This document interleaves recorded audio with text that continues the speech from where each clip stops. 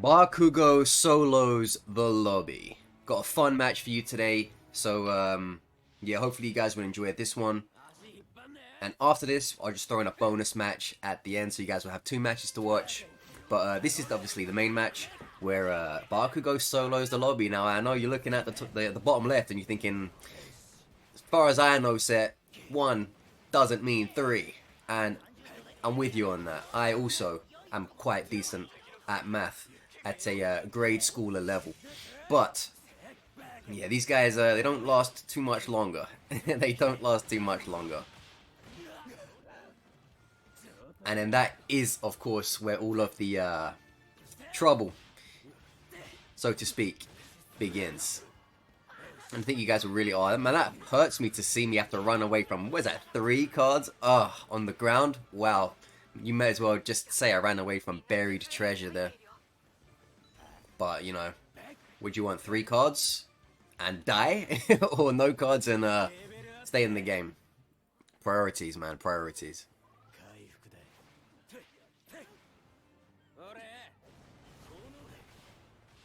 I feel like this map is so much different from the other map. You know, I almost feel as if... I'm not going to go ahead and say it's a different game. Obviously, I wouldn't go that far, but... I don't know, man. It just feels like a completely different experience on this map. Even though it's the same characters and they all do the same stuff. Do you guys know what I mean? Like, when you load into this map versus when you load into the other map, it's just something different, man. And I know, oh, obviously the map's different. Yeah, I know that, but at a fundamental level, it feels like certain things you won't even try anymore. Certain things don't work anymore, or other things now are the main thing that you want to be trying that you wouldn't have necessarily have tried in the other map.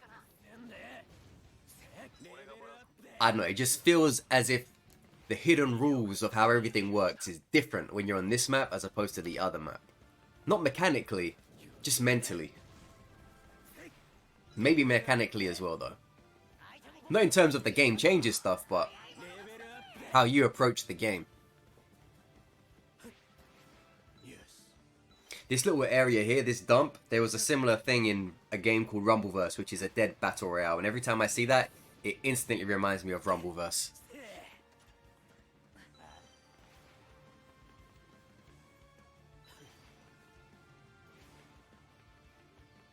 That was a good game.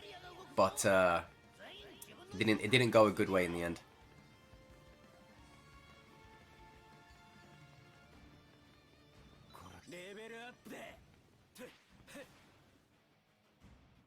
Do you guys like My Hero Ultra Rumble more now? Or did you like it more on release? Curious. Well, actually, let me complicate it a little bit more. Do you like... What My Hero Ultra Rumble do you like the most? Season 1, 2, or 3? And I'm going to ask you to sort of gloss over the fact that 3 gave us a new map. I'm talking more about how the game is. Do you know what I'm trying to say? How everything feels, how everything works. So, Season 3 was better because it gave us a new map. We had 2 maps in Season 3. And I'm not talking about that kind of stuff. I'm talking about the general feel of the game. Do you enjoy playing this game more in Season 1, 2, or 3? And again, try to keep the additions separate from it, because obviously more seasons means more features, you know, more additions to the game. But that's not what I'm trying to get your feelings on as an audience.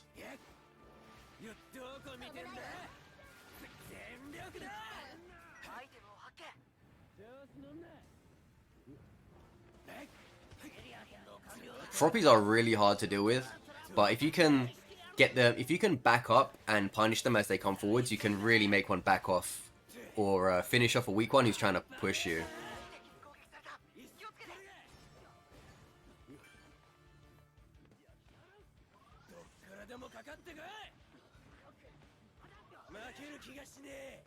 I think this might be where it starts going pear-shaped for my team. It's not looking good! You know, one of those ones.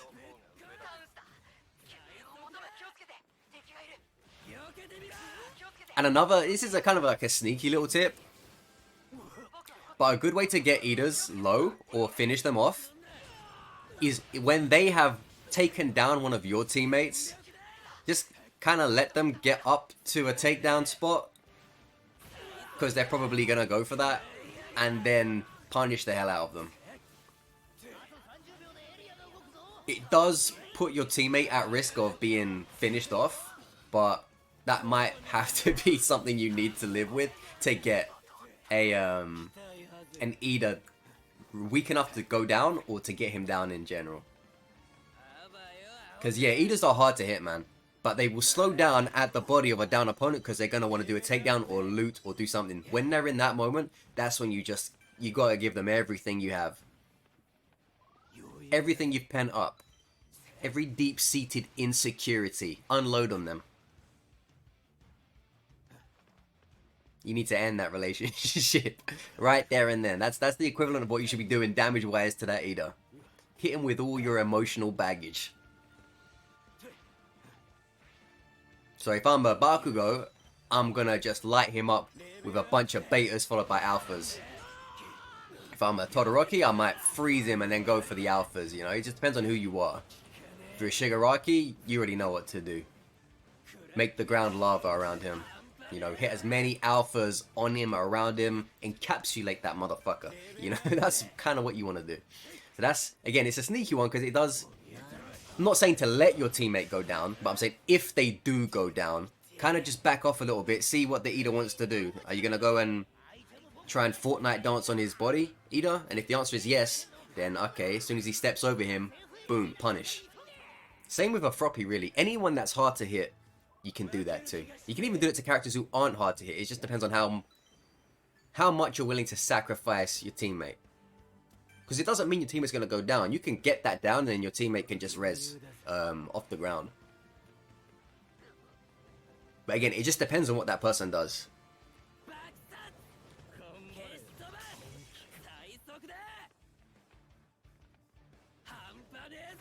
And the same goes for also if you get someone down that's on a team and you know their teammates are around, instead of finishing them off immediately, you can be like, alright, let me go stand around the corner or stand on a nearby building, wait for someone to come and try and heal them, and then punish. You know, as they're going for the revive, you hit them with everything you have.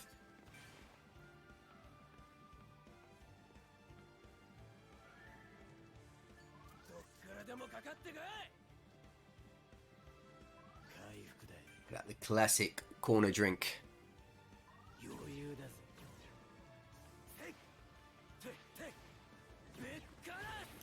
Bukaros.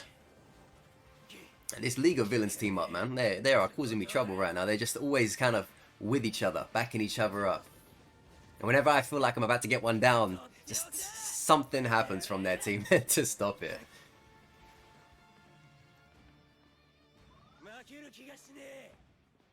So yeah, solo Bakugo for a while now. Solo Bakugo for a while now.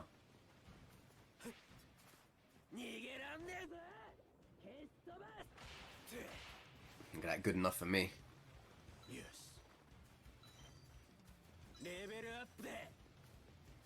Attacking people who are like in the middle of reviving. That's like one of the most satisfying things in this game. Look at that, man. Yeah, was that revive worth it? Was that revive worth it?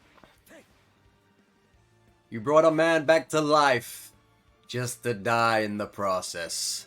How ironic. I probably could have dealt with that a bit better, but I knew he was following me. Look at that. Eaters are, sorry, Kirishimas are very similar to Eaters and Froppies, where when they get close to you, they're probably going to just beeline for you. So if you can do things that damage them on the way toward you, you can get a few shots off. But again, you're going to have to know when it's time for you to back out. Because if you stay doing that and they stay alive, and then they will get to you eventually. Like that, you know, I did hit him twice on the way in, but, you know, Hyper Armor Eater, because that is his quirk, by the way, not being really quick. No, that's not his quirk. Eater's quirk is having Hyper Armor. That's what I've learned from this game. You should have known that playing this game as well.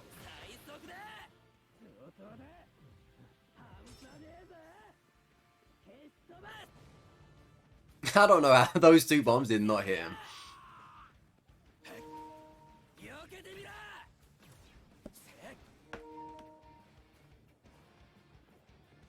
See, I'm playing the outskirts here. Again, very worthwhile thing to do if you are a lone man. Play on the outskirts. People don't generally look for people as their first choice of investigation at the very ring of the circle. And obviously if you have cover, even better. Anything to make you harder to see is an absolute bonus in those instances.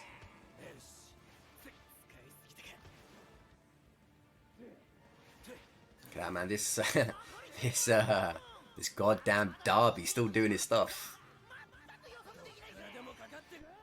Like, dude, chill out. Your brother or your father ain't here right now. You can just mellow down a bit, buddy. Mellow down.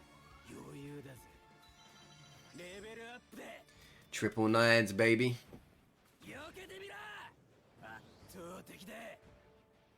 See, at this point, I know I'm in the minority. I'm imagining that these guys all have more teammates than I do. So what I'm trying to do is I'm trying to just let them weaken each other. So that by the time I do need to start fighting, when the circle does say, alright, you're up, champ, they'll hopefully have less health than max because they've been fighting each other. And then I can make up the lack of numbers I have with the lack of health and shields they have.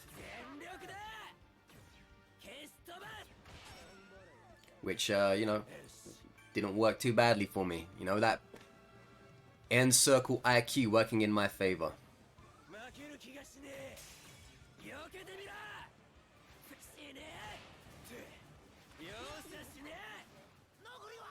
See, when I threw that bomb there at the Shigaraki, I didn't throw it at where he was. This is how you hit Bakugo bombs, by the way. Unless they're standing still, then obviously I shouldn't have to explain that one. But if they're not standing still, you kind of need to read where they're going, and you need to throw where you think they're going to go. So if you see this, I kind of read the Shigaraki's movement, and then he is heading towards a certain direction that I think he's going to heading, and then that's where I put the bomb so he goes into the bomb. If I throw the bomb where he was, and then he makes that movement, my bomb doesn't hit, purely because I've thrown it at where he was when I did throw it, and by the time it gets there, he's no longer there, which means no bueno. So I see him rolling at this point. I'm like, you're not gonna roll and then come to a standstill. You know, if he did, I'm like, this dude's a psychopath and he needs to be put on an international watch list. No normal human being thinks that way. So I know if he's rolling in this direction, he's probably gonna keep going in this direction because he's rolling away from something.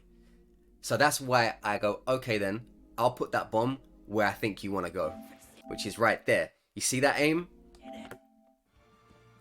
See where I aim now. I'm not going to pause it. I'm just going to put it straight. I'm just going to let it play straight out and you'll see. I put it where I think he was going to go. And he went right there. And then I was able to follow up afterwards. Look at that. No chance, mate. No chance, mate. What do you think this is? My Hero Ultra Revive? I don't think so. Solo Bakugo Shonen. And there you have it. Bakugo solos the lobby. I hope you guys enjoyed that one. Got another match coming up for you right after this. Hopefully you learned some stuff there as well. And yeah, this was a fun one. And I hope you guys enjoyed it too. On to the next. And on to the second game. I think this is the game where I hit Ace rank. Some probably future videos you'll see ranked games where I still haven't hit Ace rank, but I think this is the game where I hit Ace rank.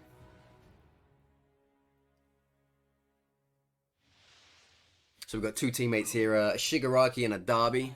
So I guess this is Bakugo being swayed by the dark side. That is the the idea behind this team. These two random guys I got. I don't know if they're together or if they're also just completely like random to one another. Look at that. That deku did not miss a shot. I thought I had him. And then he went, hey, didn't you hear? Hear what? I ain't losing to no bitch ass Bakugos today. And then he just rocked me with that machine gun finger flick. Sounds like a porn move, doesn't it? Sounds like a porn move. Yeah, you don't. I don't think you guys want to repeat that one out in public anywhere. The machine gun finger flick. Classic. Oh yeah, look, you see what I said earlier? I mean, I didn't necessarily like plan for it that way. It just kind of happened that way. But you see what I mean, right? I just got 2 free shots on Froppy because she was like, "Torumeyo," and I was like, "How about no?" And then I start hitting her. She got that heal off just in the nick of time, but it was my fault because I wasn't my aim wasn't good enough. But yeah, so like, you know, these rapid guys, a lot of the time they will slow down to get their takedowns, and that's when you can kind of get them. Cause I was about to celebrate getting that deku down, but then the Froppy got him up, and then I got the Froppy down, then I got him down again. I'm like, alright, I've had enough of this song and dance. I'm playing musical chairs with your bodies at this point, so how about we will just stay down for a change.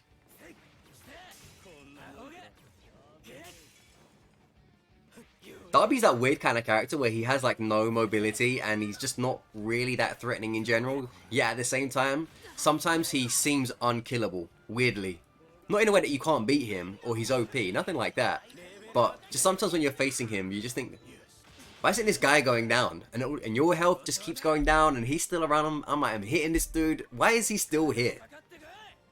Why is this Darby? Do you guys know what I mean? Like, I'm not saying he's OP. I'm not saying, you know, he's the best choice or anything like that.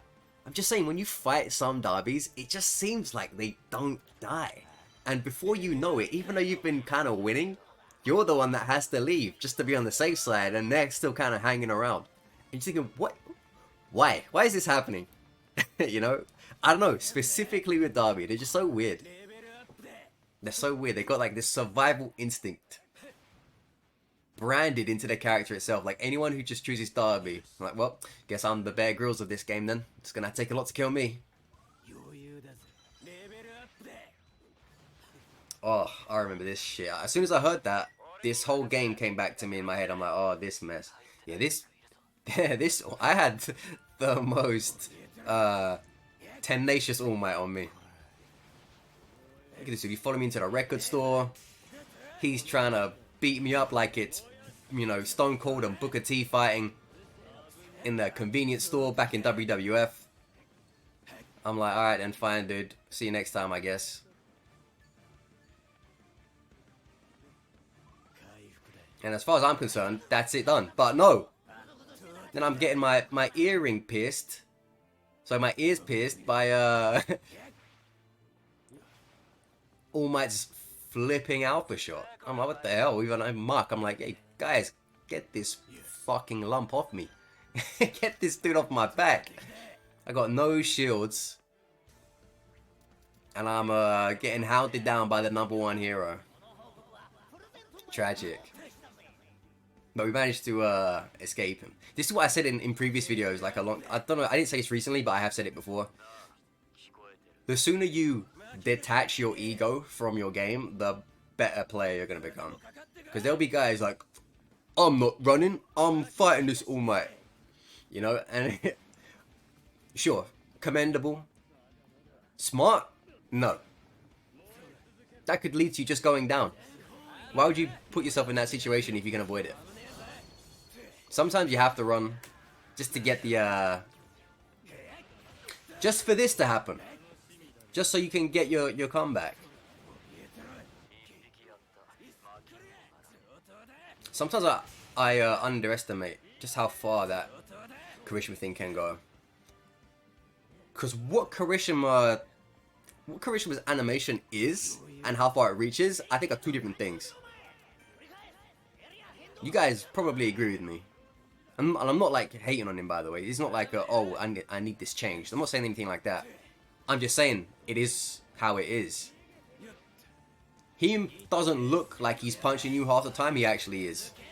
You know, that shockwave that comes out of his beta, that goes further than you would expect. So sometimes I'm looking at him, I'm thinking, you dumb bastard, you ain't gonna hit me from, you know, and then I just get rocked back, my bloody, you know, eyes are rolling, I got no shields, I'm thinking, what the fuck, you know, one of those ones.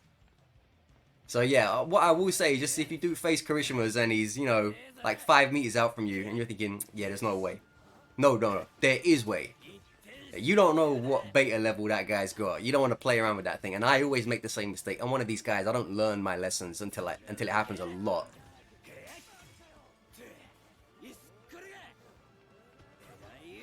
That was a nice throw. Yeah, so I'll just say that to you guys out there getting caught by Kirishima betas, man. Yeah, that shockwave that comes from his fist, I'm telling you, that is some that's some All Might level stuff right there. So just be careful.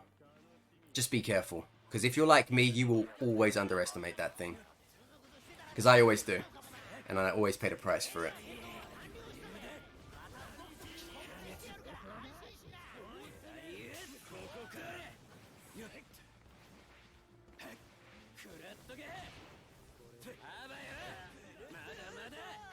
Man, I wonder what his health was at before he went plus ultra, because he was taking some red damage. I'm telling you, those orange numbers were coming up. And I'm like, okay.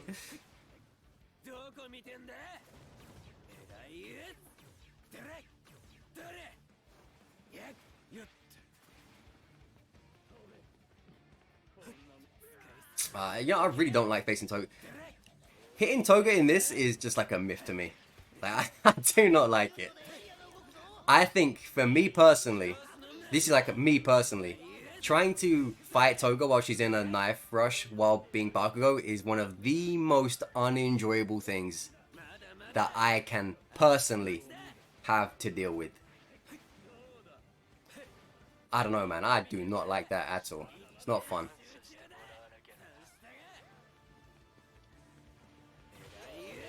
Who got that? Him or me? He got that? Come on. I don't know, man. It looked like I got that, didn't it? I thought that when I was playing, and I'm watching this replay, and I still think I got that. But the game did not agree. Sorry, bruh. I'm afraid that one goes to Derby. What? What do you mean it goes to... I made my choice. Take the assist and shut your goddamn mouth. You know, that's what the game's saying to me. Like, got really no choice but to say, okay then.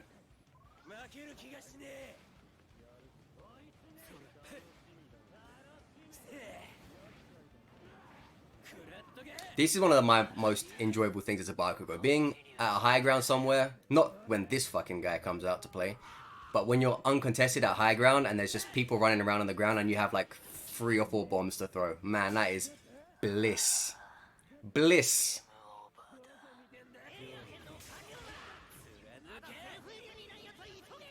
Absolute bliss. Yeah, I can't take that out of context though, because if you do take that out of context, it makes me sound like I'm a terrorist.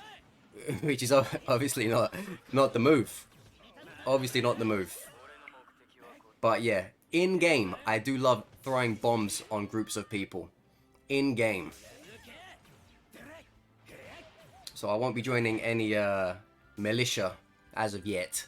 But in this game, one of my favorite things to do is Bakugo. Look at that. Oh my god. Oh my god. The anticipation. I read that movement so nicely. The thing is, for you guys who know how to do that, like that, you're probably like, yeah, I would have done that too. And yeah, you probably would have. And that's a good sign that you know exactly how you should be aiming those betas. Because there are people out there who wouldn't aim those Bakugo betas like that. And they're going to see that. And they're going to go, wow, that's a great way to look at it. And it is. And then if you start doing that, you're going to get to a point where you see me do a play like that. And you're like, oh, anyone will be able to do that. No, not anyone will be able to do that. But you think that because you're so used to doing it that you can't imagine not doing it like that. So that's kind of where you should be. So if you were seeing that and you was thinking, yeah, I would have thrown the bombs like that too, congratulations, you are probably pretty goddamn set on how to throw beta bombs. If you felt like you just learned something watching that, then if you keep applying things like that, if you keep watching these videos, you will probably be at that point, at some point where you will see that and it will just be like second nature to you.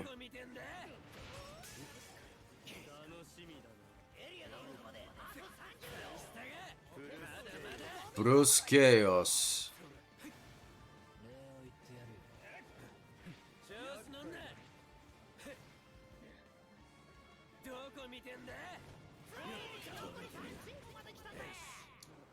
Look at that, man. So many bombs. You would have thought George Bush was back in office.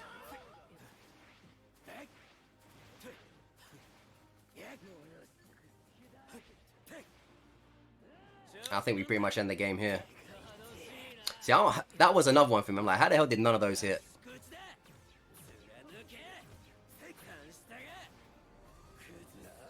If you're in a final circle and the other two opponents are a Derby and an Ida and they're not together, who would you take out first? For me, I take out the Ida. I don't want the Ida to deal with.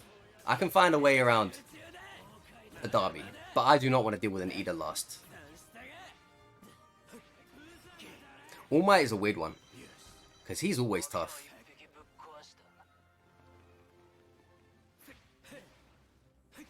Oh, is this the All Might from earlier? I can't even remember. I can't remember. Because I know I got him down, but I can't remember if I took him out now. Or if maybe he got revived. I think this dude was... Oh, look at him going for a revive. What a cheeky guy.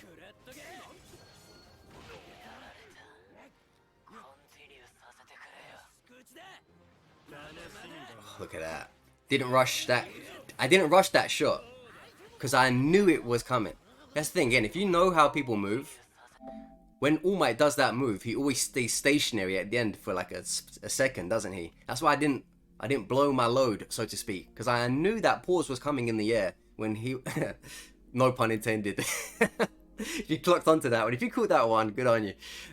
I knew he was about to go, you know, stationary in the air, so I'm thinking, hey, I'm just gonna wait for that, and then I'm gonna get him. Just like that, because I missed the first one.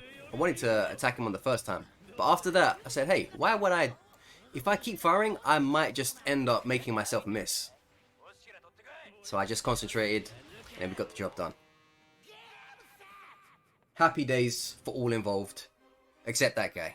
But GG's to everyone in that match. Again, not the most extraordinary match you'll ever see, but a fun one nonetheless, with some good stuff in there, and yeah, hopefully you guys enjoyed that one.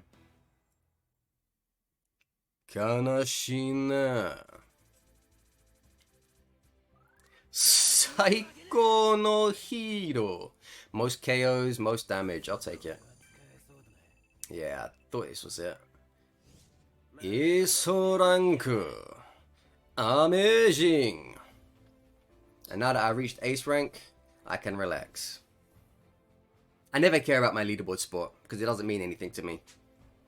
But I do like to get to ace at least. You know, I don't have time to be playing this game 6+ hours a day.